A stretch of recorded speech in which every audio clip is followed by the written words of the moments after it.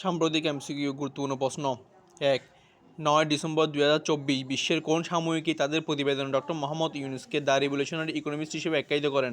উত্তর নেচার। ২ নম্বর ২৮ ডিসেম্বর ২০২৪ পর্যন্ত দেশের নদীবন্দর কতটি? ৫৩টি। দেশের ৫৩তম নদীবন্দর কোনটি? সন্দ্বীপ উপকূলীয় নদীবন্দর চট্টগ্রাম। জাতীয় ঐকমত্য গঠন কমিশন এর চেয়ারম্যান দায়িত্ব পালন করবেন কে? ১ প্রধান উপদেষ্টা ডক্টর মোহাম্মদ ইউনূস। ৫ নম্বর ২৮ ডিসেম্বর ২০২৪ পর্যন্ত বাংলাদেশের ভৌগোলিক নির্দেশক পণ্য কতটি? ৫১টি। বাংলাদেশের ৫১তম ভৌগোলিক নির্দেশক পণ্য কোনটি? দিনাজপুরের বেদানা লিচু।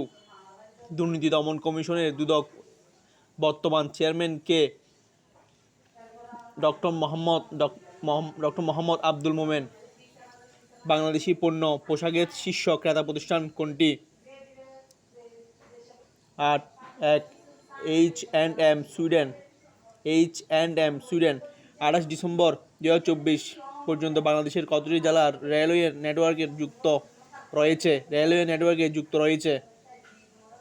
৪৯টি। ২৪ ডিসেম্বর ২০২৪ দেশের ৪৯তম জেলা হিসেবে রেলওয়ে নেটওয়ার্কে যুক্ত হয় কোনটি? ১০ নড়াইল।